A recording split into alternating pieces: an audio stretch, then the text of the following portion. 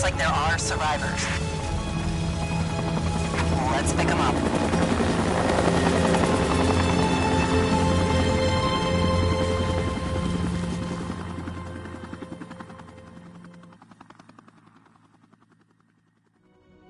Fuck! No!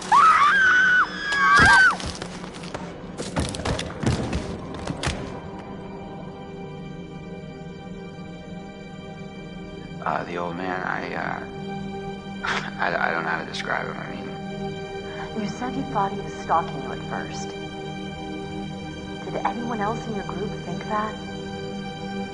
Well, yeah. Is it possible they could have killed him? What? No. No, you don't understand. Don't you understand? If he attacked you. He saved my life. And I watched him die. I heard Jessica. I don't know how or why she was down there, but I know I heard her. He held it right up to my face. Right here, right in front of my nose, and he could have shot me. He almost shot me, the prick. I mean, you go out with a guy for however long and you think you know him, but man, this one really takes the cake. I was right there, and I could have done something. I tried to do something. It wasn't good enough. How did you end up in the mines? I was carried and taken and... What did you see? I don't know. I don't know. He was out of his fucking mind. He wanted to hurt us. Okay? And I thought he was the one who attacked Jess. I thought we were close. After his sister's disappeared, he'd come and talk to me. He said I was the only one who understood him. I thought we had a connection. If you need someone to talk to... I'm fine. Sometimes, after a traumatic experience... I said I'm fine. I stabbed him, and I tried to get away, but I didn't know. I swear I didn't know. Didn't know? Who did you stab? Oh, I stabbed the maniac. I didn't know it was Josh, but then he was the psycho, and how was I supposed to know Josh had all this sauce and the gun, and oh my god. Where's Matt? Is he okay? Are they done looking at him? I'm just a little worried because, I'm his girlfriend. Did he tell you that? I mean, I probably wasn't his favorite person there for a couple minutes, but he knows how devoted I am to him. He knows. He said he knows, right? Your friend Ashley, she told us she tried to help you. She said she heard you calling out. Not me. Mike. What do you remember? He came for me. He did. Came for you? Where is he? Did he make it? You need to listen to me. I don't care if you believe me or not. It doesn't matter because you will. You need to go down to the mines. What's in the mines, Sam? I've seen what's down there, and I'd give anything to unsee it.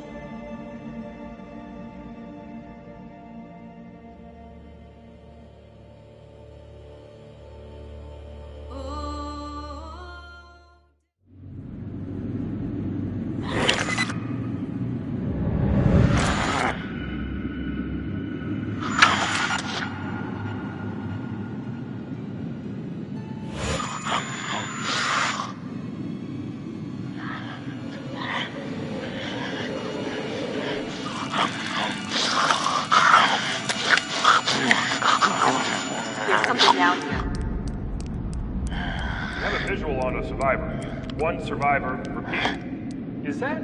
Oh, fuck! Stay back! Stay back! No! Stay back!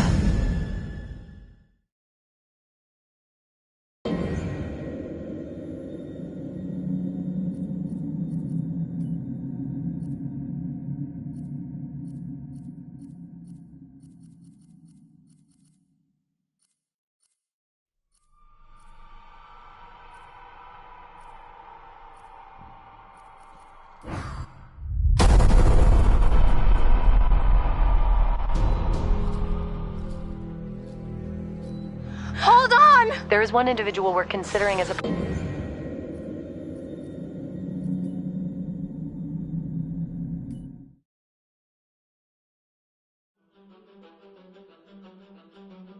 I am Hayden Panettiere, and we are here at the studio recording Until Dawn. My name is Rami Malek, and I played Josh.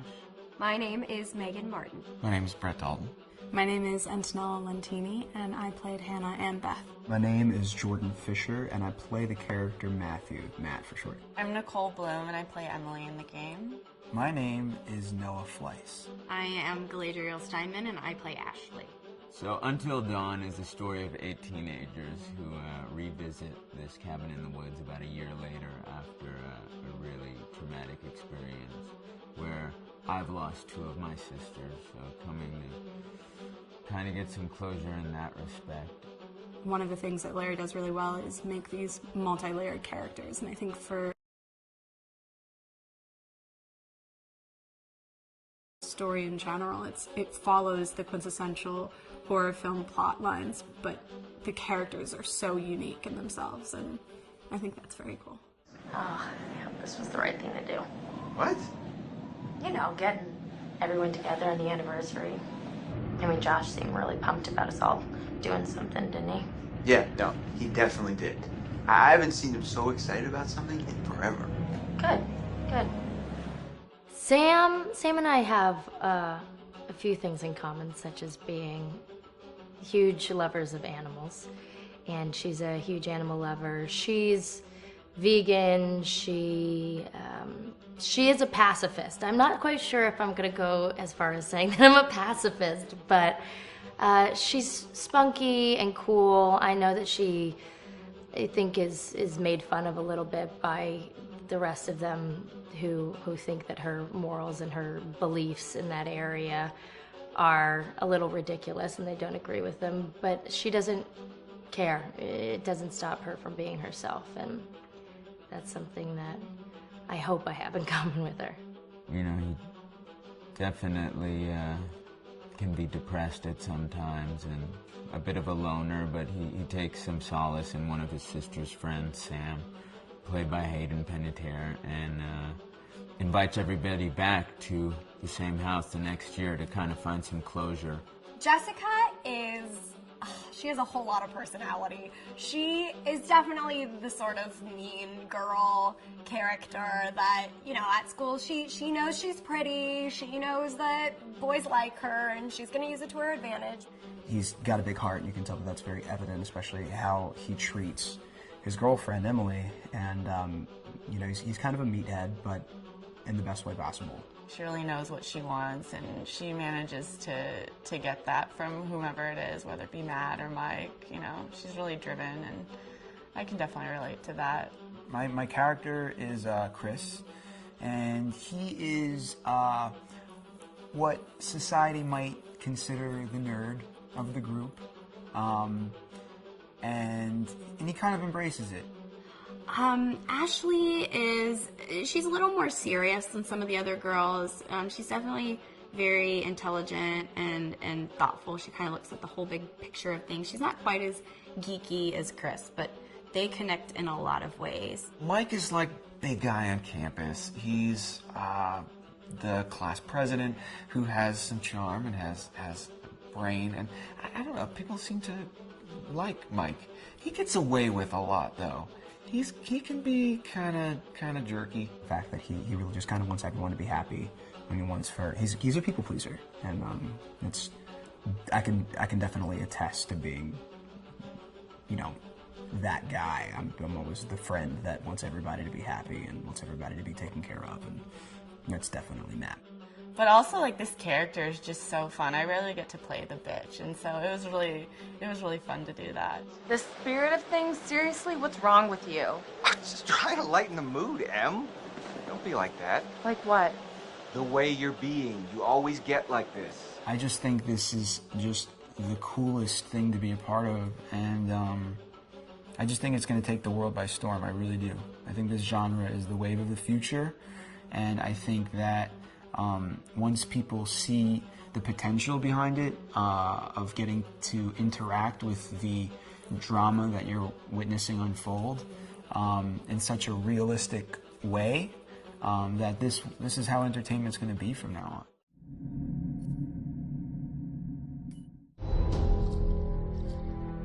Hi, this is Lee Robinson, production designer on Until Dawn. The production design for Until Dawn started with the great teen horror script that sets the characters in a Canadian winter mountain lodge, being a contemporary setting with visual clues derived from classic films of that genre, such as Hitchcock's Psycho and Stanley Kubrick's Shining. The storyboards are vital to the production design as it allows the designer to understand the scale of the environments to be made and the detail that would be seen to create the atmosphere of a horror. This took us into concepts that took these storyboards further, visualizing the world through the color palette, the lighting, tone and the mood, and developing key locations such as the lodge, the cable car stations, the forests themselves, the wilderness. As you can see, the environments and atmospheres change quite a bit from warm and inviting to cold and threatening.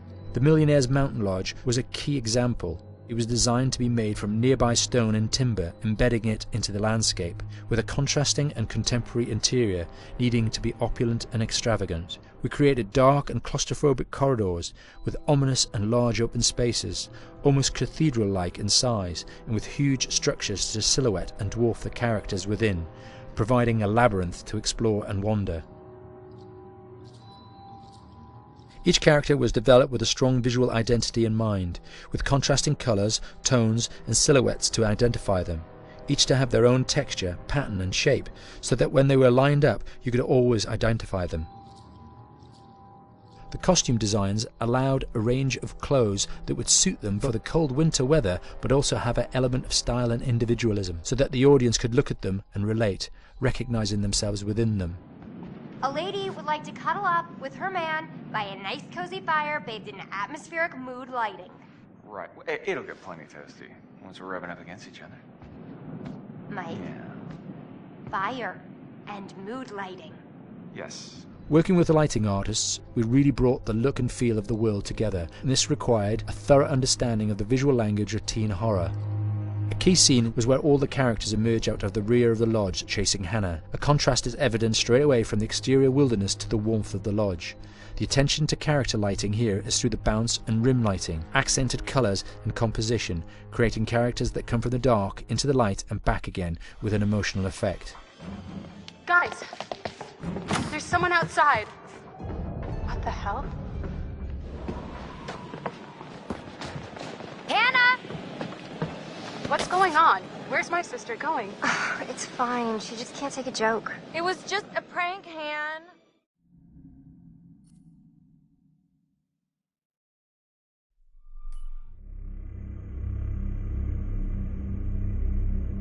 Until Dawn is a game that's full of horror, and one of the things we decided to do early on was to take a scientific approach to how scary it was. So we did experiments on people and we measured their responses to the game. We've created a test area. It's as close to a home setup as we can get it. We've recruited ordinary people to play the game and we've left them to play it on their own. You're turning the light off.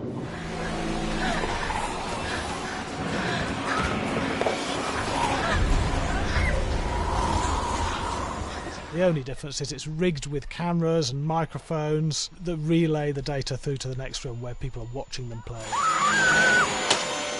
Bracelet here we use for biometric testing. It measures the player's emotional response. It's called a galvanic response sensor. It makes contact with the user's skin and it measures the electrical conductivity across their skin. It's the same principle as an old-fashioned lie detector. When you're stressed, you sweat a little. Very sensitive. It picks up tiny changes if the player is feeling anxious or scared. That data's fed back to a testing team. It comes through as a graph. I'm so sorry.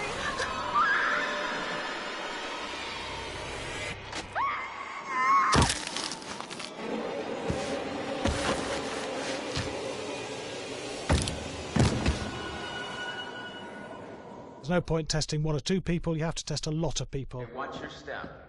When we have a scare that's consistently has a measurable emotional response, then we knew it was good. If it didn't have that, it goes back to the team for improvement. The data doesn't tell us what's wrong with the scare, it only tells us if it's working or not. Wait, okay, so you hear that too, right? Josh. Here we have a chapter relatively early in the game. Weirdly regular. Nothing regular about it. We have to create tension and anxiety in the player so they are ready to receive the scare.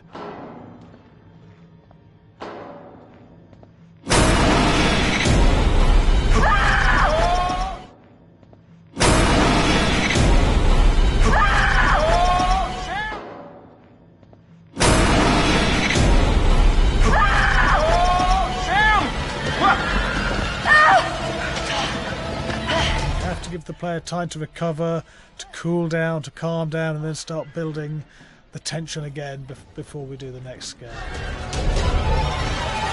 Hey. What? Hey. What the hell? Ooh, you just got mugged.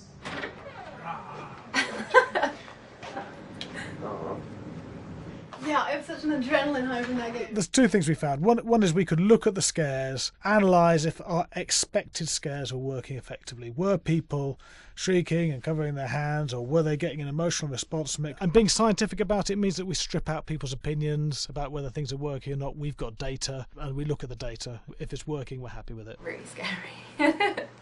Bit scared and wanting to get away. I actually maybe a bit scared to play on my own, but in a room with the lights on, yeah, with some other people as well, yeah, maybe.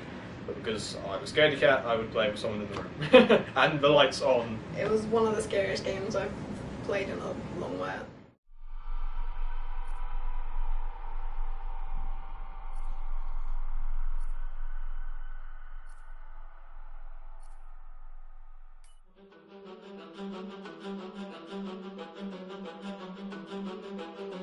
My name is Will Biles, Executive Creative Director of Until Dawn. The first part of getting a believable facial performance in-game is to capture topographically the actor's range of emotional expressions as separate versions of the same head. Every tiny nuance gets digitized and merged, effectively creating a model that can recreate every facial movement that the actor makes. Once the topography has been recorded, the actor's performance itself can be captured by using a predetermined set of marker points, drawn precisely on the face, and a high-def helmet cam, wirelessly linked to capture devices. The camera is the small box where it looks like the microphone should be. Outro Sam. Mark. It records in high def the movement of the dots throughout the performance that will drive the expressions captured earlier. Unlike other systems, this form of capture is far less lossy because there are fewer interpretations between performance captured and performance rendered finally in-game. The audio is also recorded via two separate lavalier mics attached to the helmet. It takes a while for the actors to acclimatise to carrying around the recording devices and the helmet cams, but very soon the shoot becomes similar to any other effects shoot or a green screen shoot. The actors in these scenes are only recording facial animation, but use cursory body movements for pacing. Wait, and maybe we should all stick together and find everybody and make sure that we're all okay, so... 1-1, the year before the prank. Take 2, Mark. Other than the other actors, they have to use their imagination for everything and everywhere that they are supposed to be seeing and feeling. Idiot! So dumb! From a hot midday studio in Los Angeles to a freezing midnight mountain in British Columbia.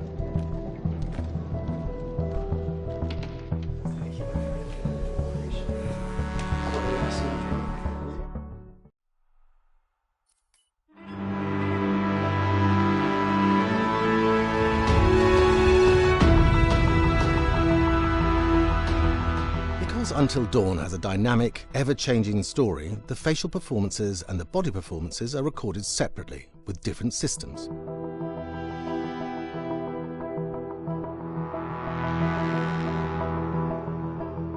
With the body capture, we use reflective bead suits and an infrared camera matrix system that drives the CG bone hierarchies in our character models.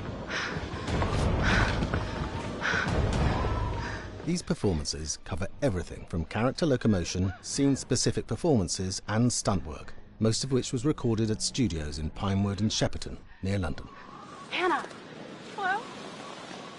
Combining all the elements seamlessly in the final game becomes a formidable editing and logistical task. Every variation, both physical and emotional, must be combined in these multi-edits. Scaffolding props have to stand in for the sets, because the hundreds of infrared cameras have to be able to see all of the reflective beads on the actor.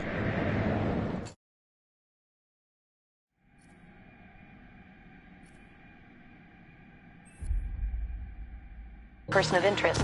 He has an interesting history with the Washington family.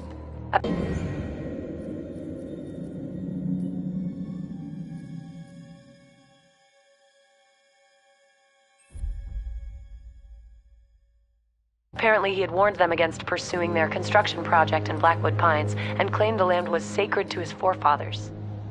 S. I? S. T. Sister? Ask it whose sister. Josh, it's gotta be. Which sister is it then? Run! Oh my god. Ash! Hey!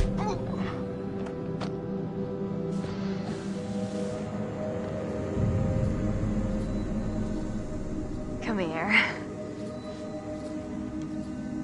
Maybe I know how to handle you too.